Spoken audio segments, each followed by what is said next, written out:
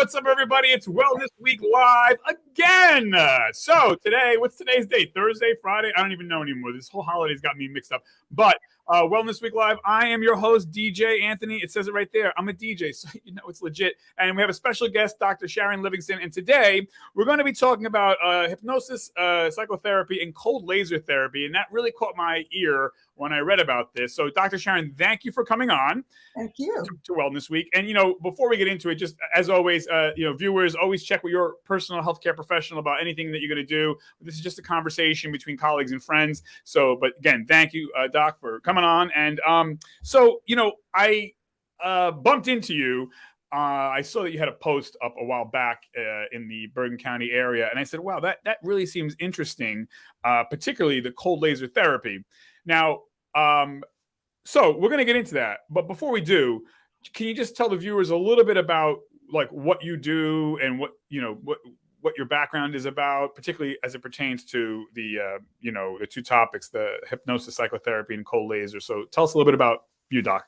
So ever since I was 13 years old, I wanted to be a psychiatrist because I didn't know what a psychiatrist was. And then I found out that there was a psychiatrist and there was a psychologist. And I started on a path to becoming a psychologist probably when I was around 15 and had some soul searching talks with my older cousin who was already moving in that direction. So, but I also had no money. So No problem.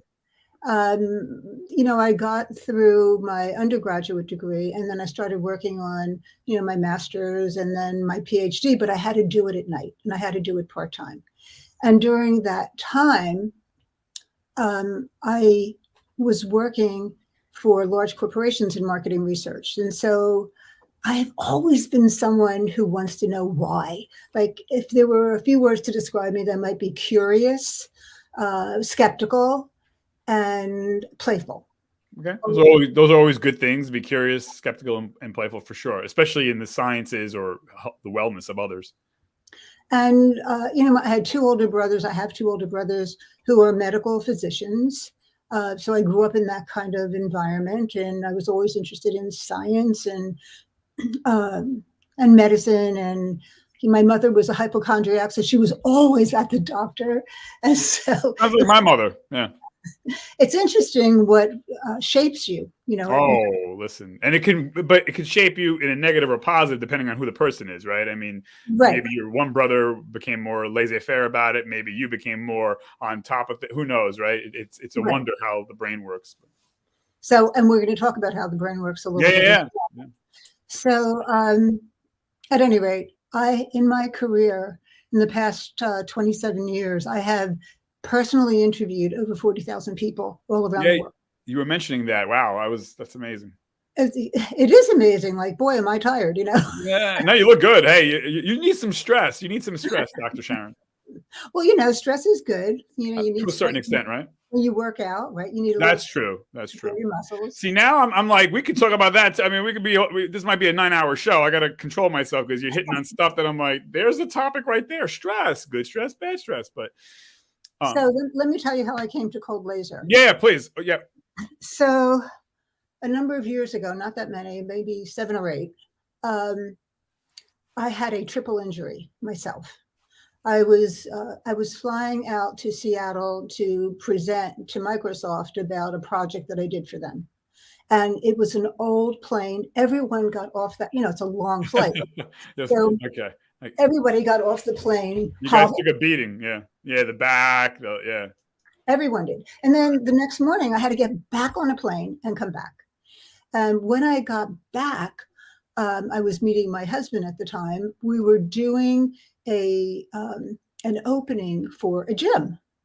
And, it was a local gym. It was in New Hampshire. Now I live in New Jersey. And I wanted it to be a little fun. I was going to be the interviewer, interview the manager and all that. And so I put on like a gym outfit with high heels. Oh boy. No good. What was I thinking? Sandy from Greece. Oh God. So there was a woman who was coming with the video equipment, and she was like a little old lady. and she could hardly pick it up. And there I am in my high heels, and I go, Helen, don't worry, I'll get it. So I pick up this heavy stuff and I bring it in. Everything's fine. And we go to the room where they have the ropes. Right. And I say to the manager, I know I'm in my high heels. Do you think I could do the ropes? Oh, no. Sure. So now remember, my back is already weakened. I just carried this stupid, maybe 70 pounds of equipment. And I do like this. And all of a sudden it was like, right down the left side of my back. And never do the ropes in high heels. Mental note. Let me write that down if I'm ever in high heels. Okay. And so the next day I go in to the gym because, it's not going to get me down. I'm strong. I'm superwoman. And I did the leg machine that you do like this. Yeah. And that was it. I was your back hurt? You said your legs were from the press. It threw out my piriformis, which is a little tiny muscle that creates sciatica. Oh, okay. But it was extreme sciatica. I mean, I couldn't walk. I couldn't stand. I couldn't lay down. I couldn't sit. And I had all these interviews to do. They were remote because even back then we were doing remote work. But I had to, smile and be happy while I was in excruciating pain. Nothing worked. And did you take ever, for this particular situation, were you on, or did you take traditional medications, or no? So I can't do, I'm very lucky. I will never be a drug addict because anything that's like, morphine or any kind of opioid makes me horribly nauseous. Okay. So, all right. Yeah. So that was not an option because I'd rather be in pain than be nauseous. So, that's fun. Right. Ibuprofen didn't touch it. Aspirin didn't touch it. And you had the groundwork for this. I can see where this is going, which is a good thing. So the homeopathic, more natural. Right. And so, and I was doing all the things that are supposed to help. And I was at my chiropractor sometimes twice a day, literally like twice a day. It was excruciating. And after 4 months, I finally, my naturopath, who was sort of like, my diet doctor and talking about more holistic ways, said, listen, there's something we can do, but it means you have to come in 5 days in a row. Well, he was an hour and 20 minutes away from where I lived because I was living in New Hampshire and he was in Maine. I drove there because that's the only way I was getting there. I drove back and forth for those 5 days. And then I went back the next week a couple more times. Pain was gone. Totally gone. And now this was the laser. The cold laser therapy. The cold laser. So he had this machine that was that administered cold laser therapy.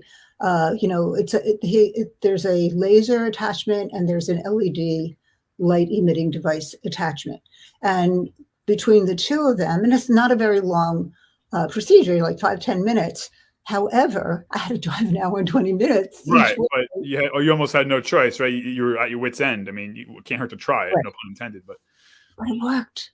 It was a miraculous solution. Like after 2 weeks, I was pain-free when I'd been in horrendous pain for 4 months. So now, okay. So walk me through this. So this is obviously outpatient. Are there any like injections or any kind of invasiveness to this? It's topical. Topical, you might feel a tiny bit of heat. They call it cold laser because, a hot laser is one they do surgery with, right? This is a cold laser. It gives the light energy. It's like photosynthesis for a plant. It's like a plant can't survive without the light from the sun. Right. And in some ways we can't either. If we had no sun at all, right. We'd be very unhappy. Right. Okay, so I was going to say, so this is administered exactly where the pain is, or just to the surrounding area, or the whole, like, is it pinpointed or more of a panning of the muscle? Like where exactly is this implemented or so it's yes plus. So for example, sometimes the problem of origination, like I had a strain on this little tiny muscle called a piriformis, but the pain was all the way down my leg. So you're not applying it to the leg, you're applying it to the source. The origin of it, right. And there's been a ton of research, like, I don't know, 4,000 or 5,000 studies to show that it actually does work.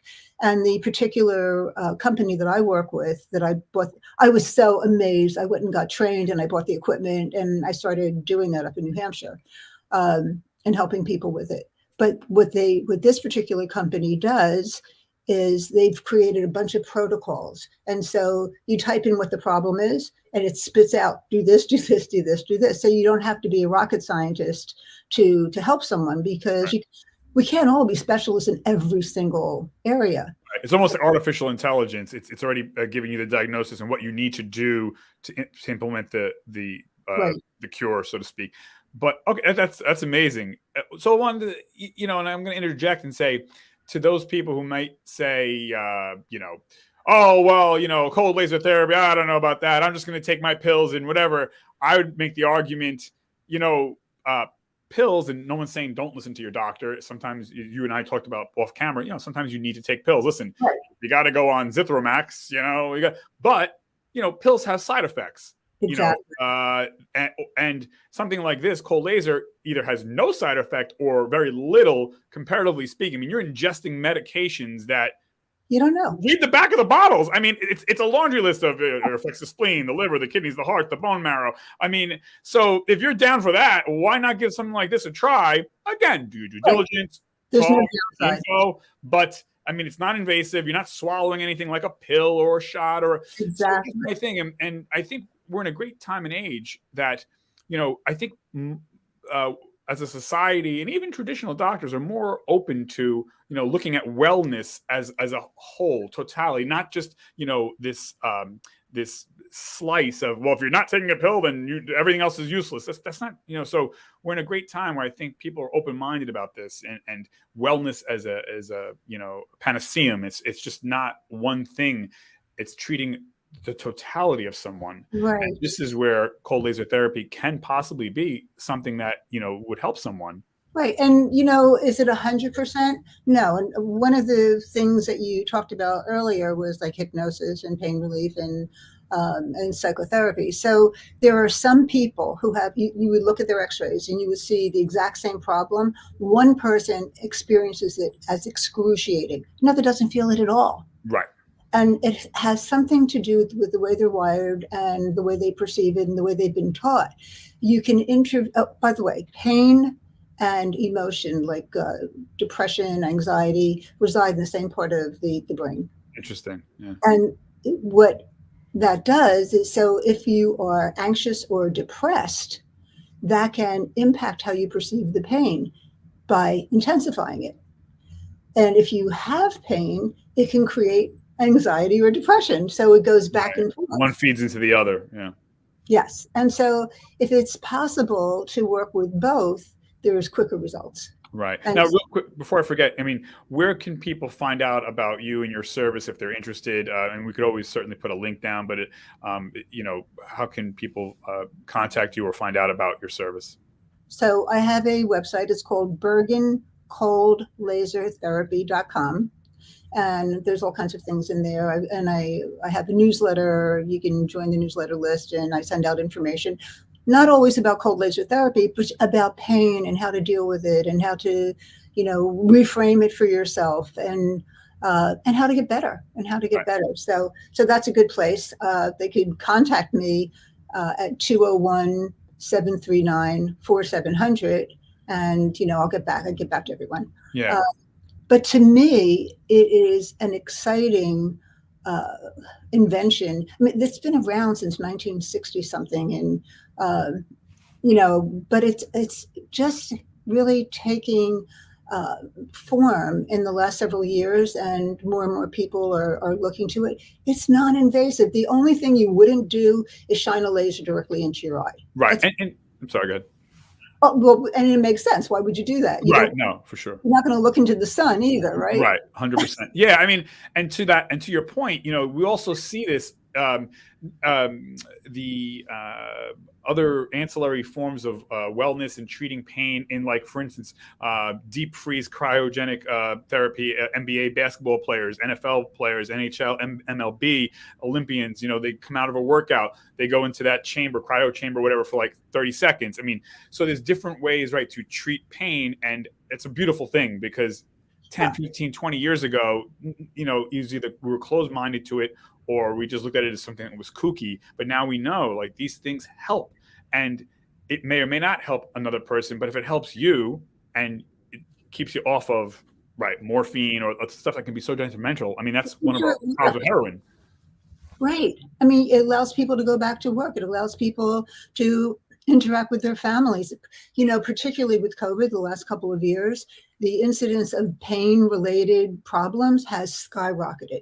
Yes. And so we've changed our behavior. We're sitting differently at our computers. We don't have a real desk set up. So, our posture doesn't work as well. We do silly things, like even the way you take out the trash. I mean, we can hurt ourselves. 100%. Right. And this, any adult, I say to myself, I'm an athlete. I've been an athlete my whole life. It's sad because now I get injured just getting up out of bed. And I'm not, I mean, I wish I could have a good story, but I moved the wrong way. And now my neck is like this. It's just like, right. And you don't have to be 110 years old to have these little things. No. Even teenagers. I mean, I know a lot of teenagers that, they're playing, they're athletes, and, again, they get whatever bumps and bruises, and how can they manage and mitigate their pain, and so we're human. The most common things like that are the neck and the back. Right? This guy right here, I get these neck. Yeah. So come see me. I'll help you. Yeah. And listen, I'm sorry. No. So I wanted to tell you that, sometimes I do presentations, and when I first started, I would, with fear, because I wanted to make sure it worked, I would say, any volunteers? Yeah. And usually it was about their neck. Right. And I'm yours truly. Yeah. And so it worked every time. And I'd be holding my breath, like, please to God, let it work. Yeah. And I think, to also, to your credit, and other forms of, therapies is, again, I'm trying to think, what would a naysayer say? A naysayer might say, oh, well, that's not a cure. I think we have to look at a cure in a broader sense. I think sometimes, especially Americans, we want a cure like, I pop a pill, I never have the problem. I think that's a little disingenuous and immature. A cure can be going to a therapy once a month or once a week and not having to take a pill or some kind of medicine that has side effects. Well, and also it actually fixes it. What the laser does, there's two parts of it. One of them is it heals the mitochondria. It actually heals it so that it goes back to normal. And the other is that it decreases pain. And so while you're healing, and it might take 5 to 10 visits for some people. I mean, it depends upon some people are better like after one. Usually it's more like 5. But I'm telling you, everybody felt better in the demonstration. But it heals the mitochondria, so it brings it back to normal, and it reduces pain. What could be better? Yeah, 100%. Now, I wanted to touch on, and we'll kind of segue into this, the hypnosis and psychotherapy. Again, I think when people hear the word, anything with the prefix psycho, oh my God, you're crazy. I preach this on this show to nauseum. We all have a mind. We all have a brain. If you have a mind and a brain, guess what, folks? At some point in your life, if not already, you're going to have a mind. I call it a mind health. I don't like to say mental health because mental is a non-starter. Everyone gets very immature about that. So it's okay to break an arm. It's okay to, have bronchitis. But no, we can't have a problem with our brain because somehow that's not, you're a human. We all have problems with our brain. We all have mental mind health. Okay, calm down, folks. So hypnosis, psychotherapy. I know what they mean by definition, but in context of what you do, what's it about? So the thing about hypnosis is about concentrating on one particular thing. And with regard to pain, it's about distraction. And so I was cooking dinner for a whole bunch of people on Saturday, and we had people coming over, and my guy walked into the kitchen, and I was so concentrated on what was happening in the sink, I only saw him leave. I didn't see him come in. I went, did he just magically appear? Like, ghost? Yeah, what's going on here? And there's I don't know if you've ever seen it. They did this experiment where they tell people to focus on how many times this basketball is being dribbled, and you're counting how many dribbles there are. I'm going to send it to you because you'll love it. Yeah, sure. And while they're doing that, there's a big gorilla comes walking through. And have you seen that? I've seen variations of elephants and yeah. And they don't see the gorilla. Right. It's like the vast majority of people don't see the gorilla. Right. And it's remarkable. If you distract, then you are not paying attention to this other thing. Isn't that almost what exercise is about? Because I'm a big cyclist, and I find when I cycle, everything just goes away because I'm in the street and I have to, more so than being in a studio cycling. But when I'm in the street, everything is focusing on Anthony, don't die. So I'm just like focused, but I find that it's very freeing because my stress goes away. Everything just goes away. And I think that's what a lot of athletes or people who exercise or whatever, Tai Chi, yoga would say. You're focusing on something that's not the pain, the sadness, the stress. Right. And there's the therapy in that, right. And you release endorphins, of course, too. But so right. You're onto something about, right, this. So is that essentially with the hypnosis? I think in simple language, in simple language, it's about the distraction, and it's about training people to distract themselves. And the more you forget about it, the less the pain becomes anyway, because at some point, the pain is an alarm system. It tells you something's wrong, but right. Then that thing goes away. Right. And the pain is there on its own, like it took on its own life. It changed your brain. Right. And so one of the ways to get rid of it is that distraction. Yeah. I'm hearing you talk about this, and I say to myself, and I know I'm preaching to the choir, but the human body is such an amazing machine. And I think, especially in America, we discredit it. We're quick to just pop a pill, and I get it. Sometimes you got to take pills, but our bodies were designed to just do miraculous things and not all the time, but I would say most of the time heal on its own if we give it the chance, if we take the time to eat right, sleep right, communicate with people, it is an amazing machine, the body, but I think we discredit it oftentimes as just this thing that's needs to be popped pills and, whatever, but, it's the whole mind-body connection. Some people have a very hard time because they cut themselves off at the neck. It's either up here or it's down here, but that's not true. It all works together. Yeah.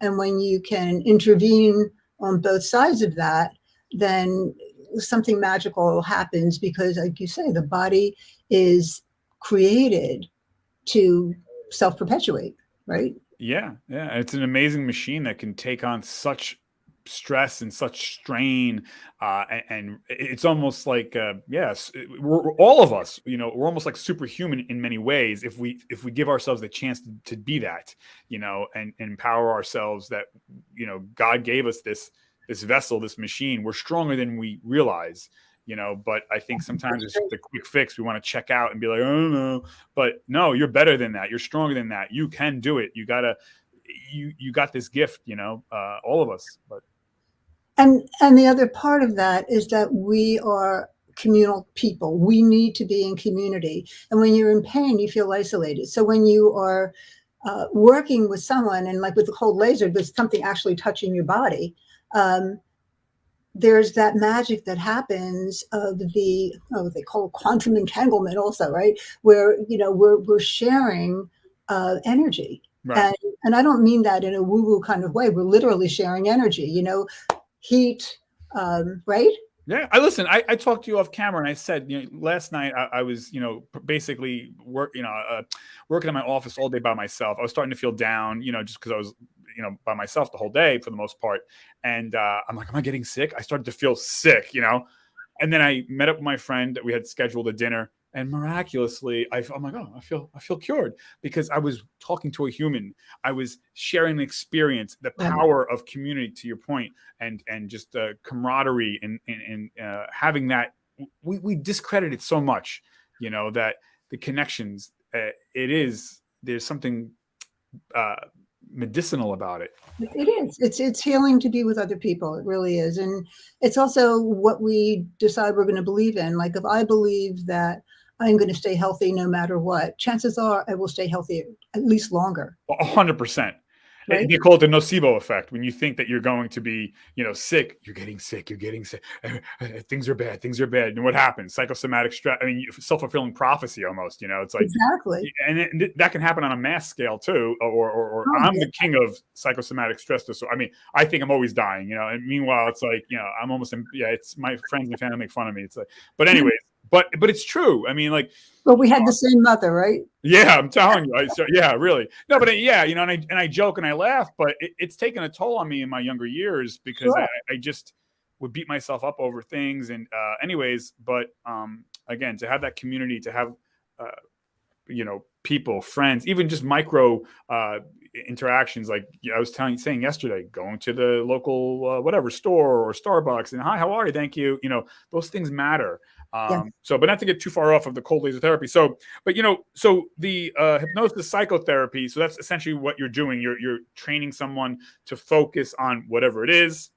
And how long does a session or meeting last? I mean, So actually, hypnosis, what we do is an inventory of that person, what their needs are, what they think they want to work on, what they're really working on. Because very often, like somebody will come in for one problem and they're actually dealing with something else. That's just like a symptom of some other thing. And so you have to figure out what that is. And you have to figure out what their touch points are, what makes them feel better, and help them focus there.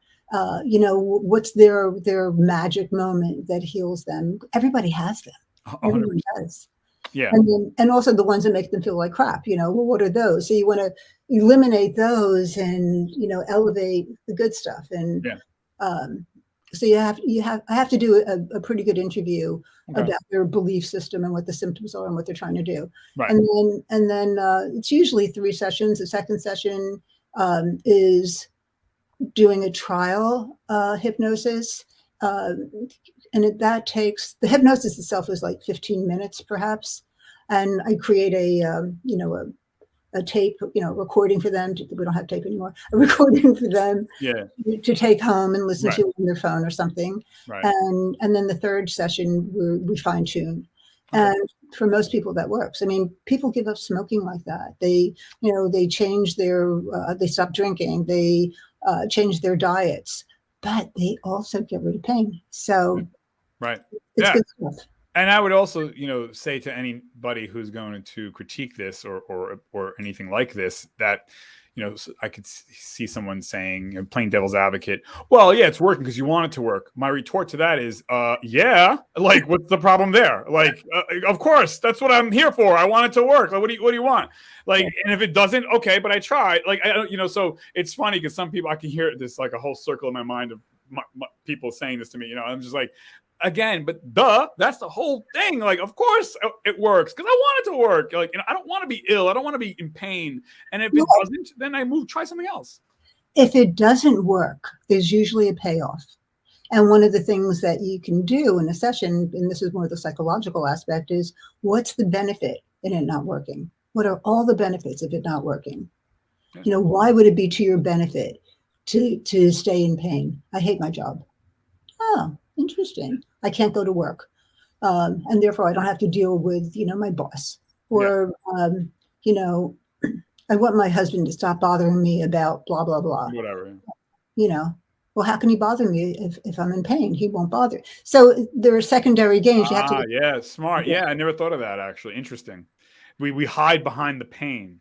Right. It's a means to kind of check out, but right. Yeah, that's interesting. I never thought of that. Yeah, that pain and suffering. Again, not for every single situation, but yeah, I could see how.